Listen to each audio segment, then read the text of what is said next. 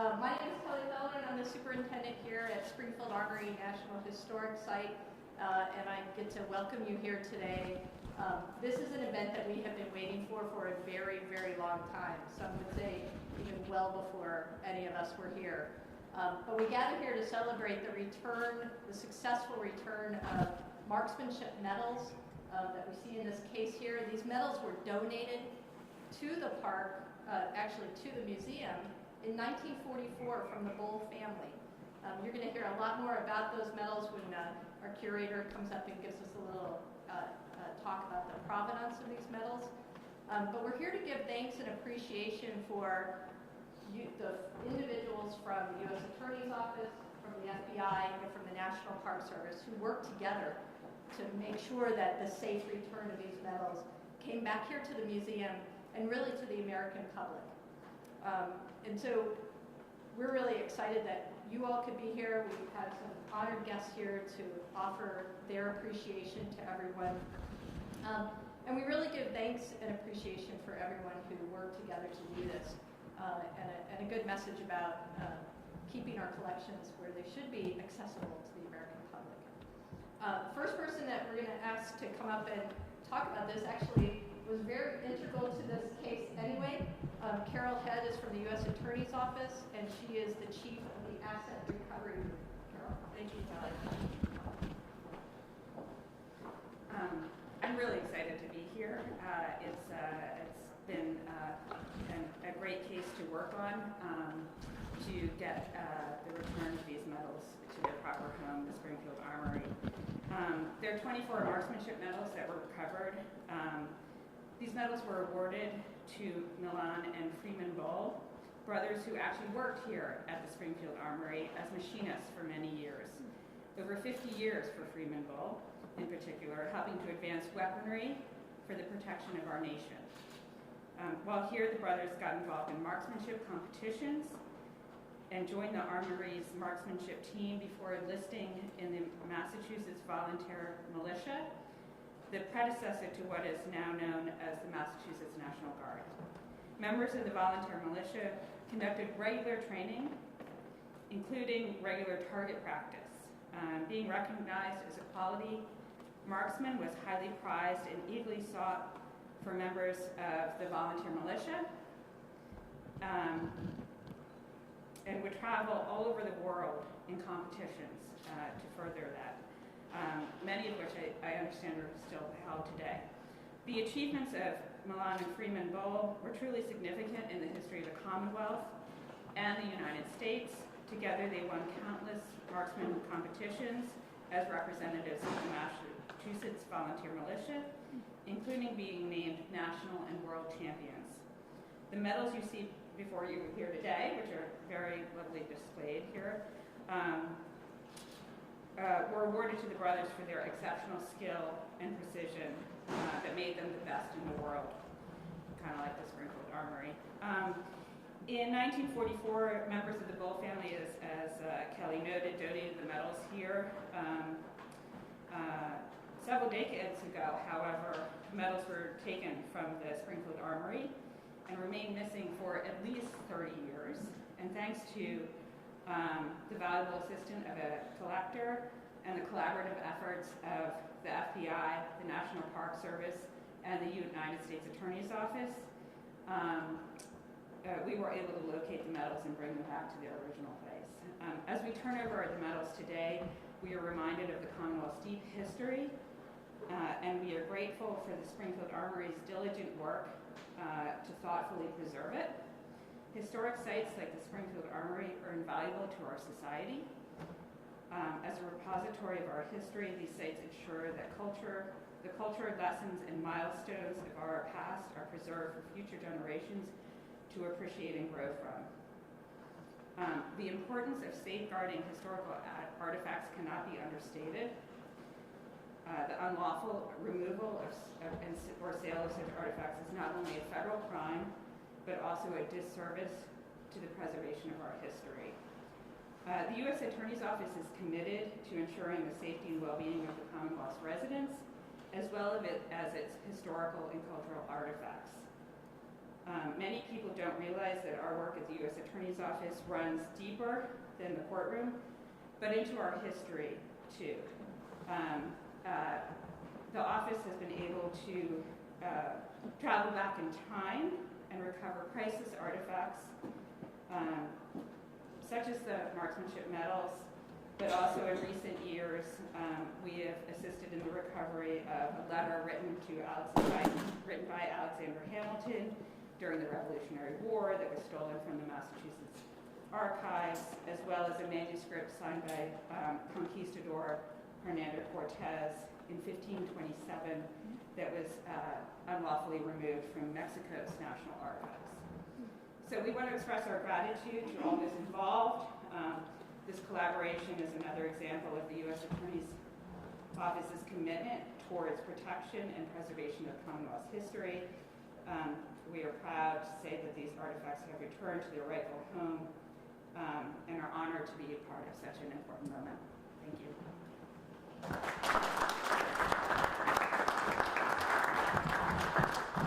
Great, thank you. And now from the FBI, we have Special Agent in charge of the Boston office, Joseph Bongola. Good morning, everyone.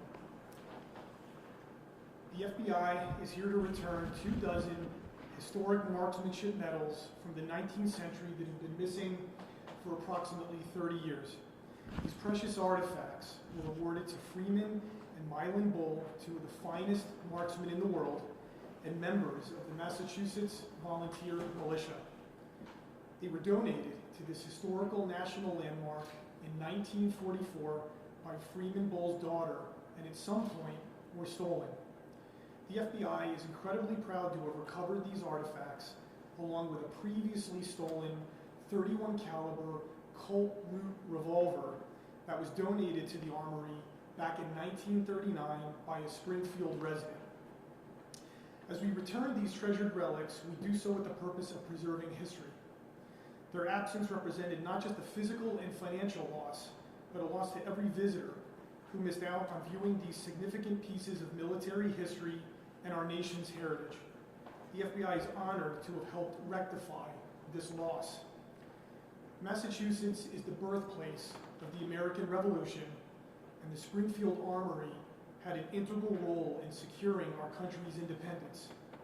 For those of you who may not know, this National Historic Landmark was established in 1777 as a federal arsenal to supply the Continental Army. And in 1866, it began operating a museum on this premises, collecting treasures like the ones we are returning today. So how exactly did we get to this point? In October of 2021, a private collector from Tennessee contacted Alex McKenzie, a curator here at the Armory, inquiring about medals he had recently acquired. Shortly thereafter, based on the information provided by that collector, the Armory determined that the artifacts in the collector's possession matched the description of the missing Marksmanship Medals, and it contacted the FBI for help in seizing them. Our investigation revealed that the private collector had purchased these medals from another individual in Massachusetts approximately 6 months earlier for about $4,500.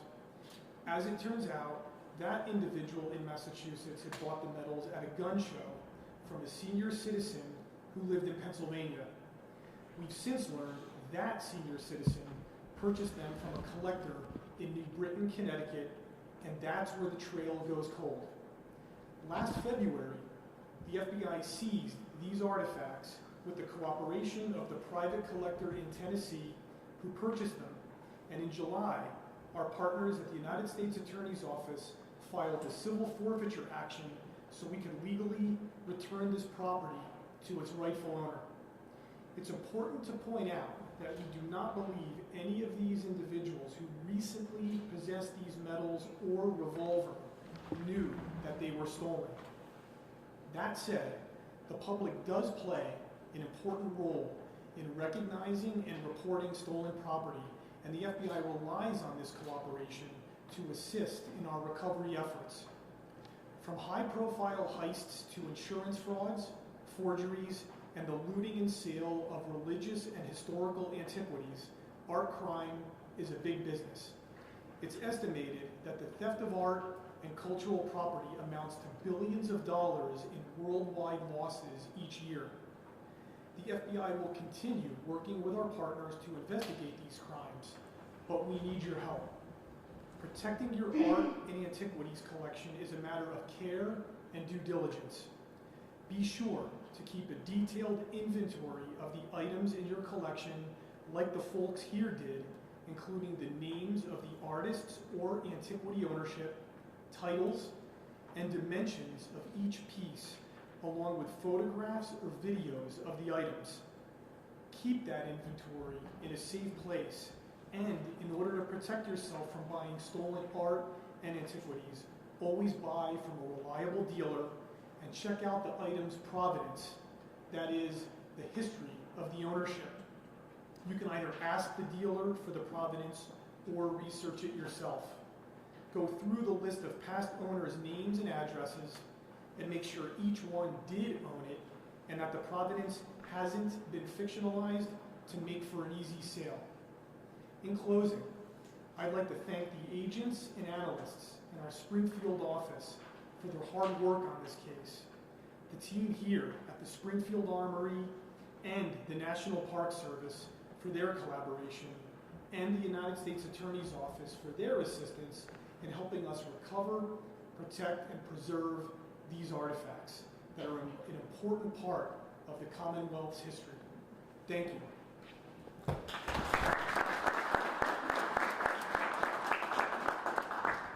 Thank you. I'm learning so much. And I love how everybody has really dived into this history of the medals themselves. And now from the National Park Service, our Deputy Regional Director for the Northeast Region, Interior Region 1, Kirsten Talkins-Spalding.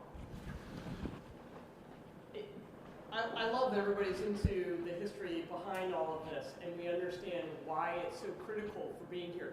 So you guys from Putnam Academy, I'm curious, how come you're here today? What brought you in?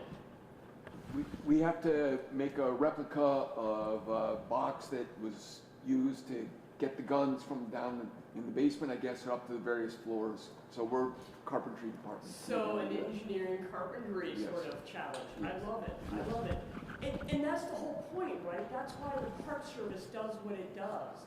It's the point of the National Park Service to really recognize, preserve, and make available to the general public our history. So when the National Park Service came into being, we recognized that being a part of what makes America who we are today is critical to the work that we do. So today the National Park Service preserves the largest collection of American artifacts in the world. In the world, the National Park Service does that. Over 38 million artifacts and archives are preserved just in the Northeast region, so the region that we're in right now of the National Park System. So it's an incredible slice of what it means to be here and to be an American. So the return of these Marksmanship Medals helps to fill in a little bit of that mosaic, of that picture of who we are. Almost like building a box, right? See it, understand it, get a sense of how it was done in the past, understand where we are today, to help challenge us and take us into the future. So I think what you said, Special Agent, is perfect, right? We need to understand our past so we can look to and care for our future. And that's part of what we're getting a chance to do today. The collections and the stories of America that we have within the National Park System start with the very first peoples that walked on these lands. Our indigenous people who were here on these lands before us and are here today walking amongst us. We have the original letters from George Washington that are here. We have archaeological collections from Jamestown, Civil War artifacts and collections at Gettysburg. historical copies of the Declaration of Independence, and natural history specimens in Shenandoah. Not far from here at Thomas Edison, the first recording ever made is there. And we have personal artifacts from passengers of Flight 93 in the archives of the National Park System.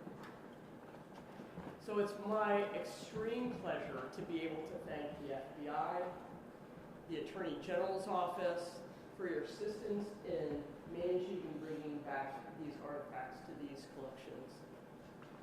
I particularly want to thank the Park Service folks who had a hand in making this happen, so not least of which Kelly Feller, our Master of Ceremonies today and the Superintendent, Alex McKenzie, our curator here at Springfield Armory, not with us today, but as part of the regional office, our Regional Chief Ranger, Mark Pita, our Fiscal Security Specialist, Alan Saperstein, and Law Enforcement Security and Emergency Services Special Agent, Curtis Stone.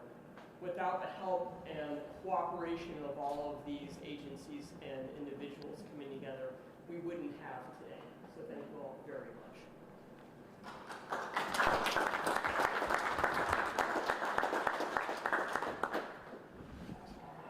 We have a slide here.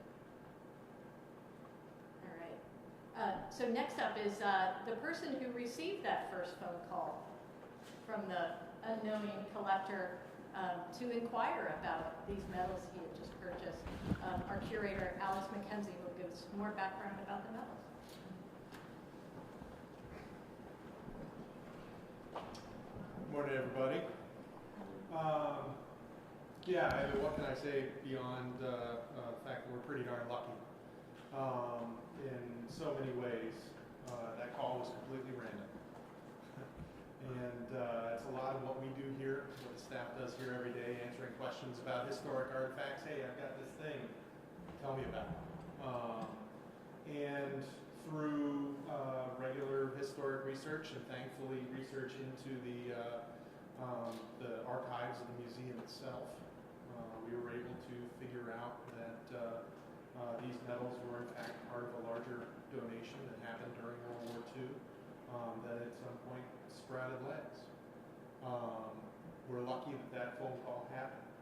We're lucky that these 24 medals stayed together, passed through so many hands, through collectors, knowingly and unknowingly, and they're together. They're in great shape. Those are the condition that they were in when they came back. I mean, they were valued in more than just money. I mean, some of those medals are gold, and they weren't pawned, they weren't scrapped. They were kept together because despite the fact that someone at some point decided to steal them from the museum, there was still a sense of historical integrity, a sense of value beyond money to a degree for these pieces.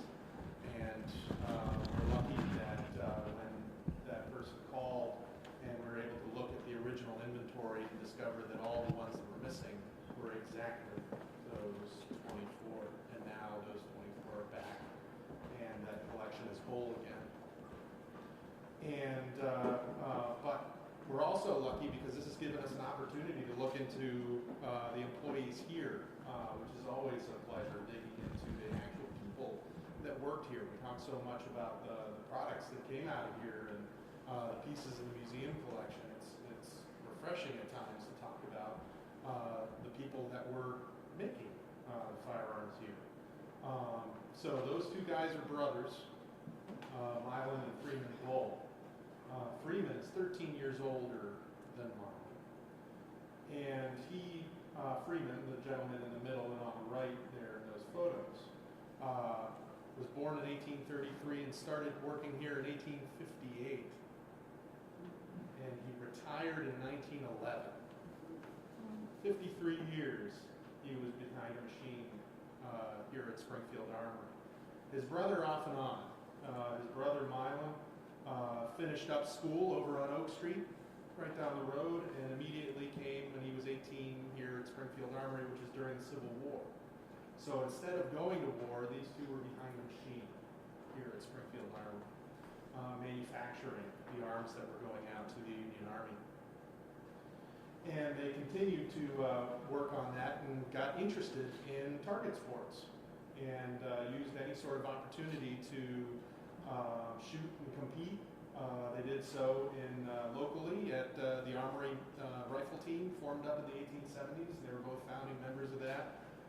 They learned of an opportunity to join the Massachusetts Volunteer Militia, as was mentioned, is basically the predecessor of the Massachusetts National Guard, which held its own competitions and qualifications. And a lot of these medals are from the Massachusetts Volunteer Militia. And the best shooters in the militia would be selected for a state team, which then traveled. There were national matches at Creedmoor and Long Island.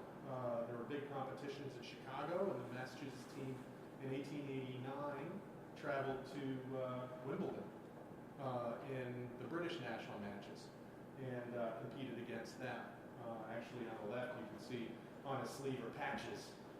Those are their commemorative patches from Wimbledon, which we have, and they're part of the collection as well. As an interesting side note, 1889, which these gentlemen competed in at Wimbledon, was the last time the rifle national matches were held there. They were being replaced by something called lawn tents after that. And so they came back, and after about 10 years of competing with the militia, that was about the end.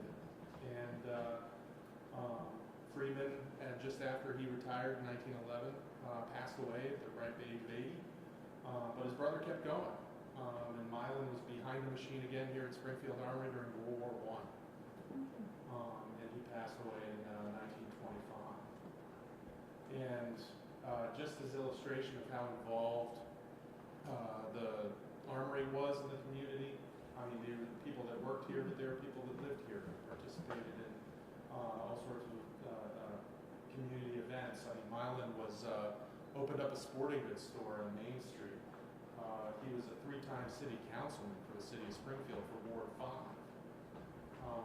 And their families grew up here, and it was Freeman's daughter Nellie that came in during World War II and donated the medals that belonged to her father and uncle.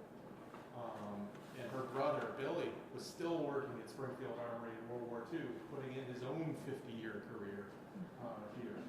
And so this is a wonderful story of community and family and history that all comes together.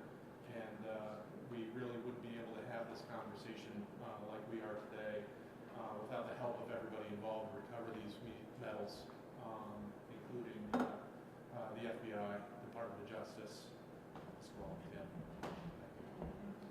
and not only these medals, but several other artifacts and unrelated cases that have all come back together. So this has been a special time, and thank you to everybody involved.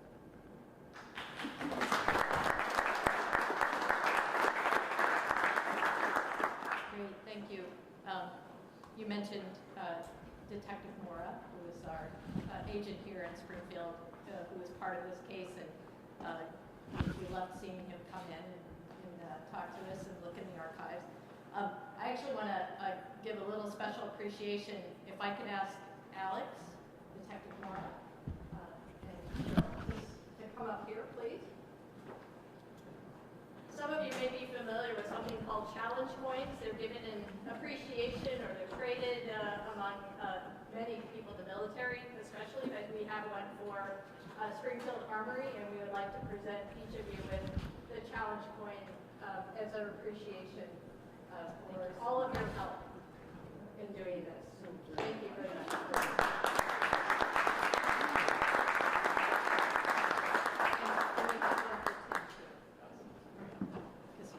The other detective who is not here today.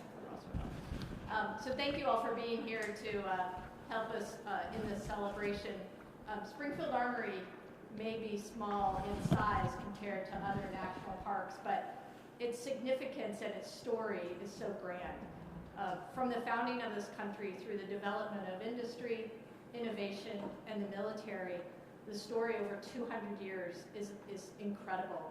And as Alex talked about, the story now that we're learning just for the return of these medals, and now understanding not just a couple of guys who shot in matches, but an entire family and generations of that family who are part of Springfield history and part of national history, who contributed here.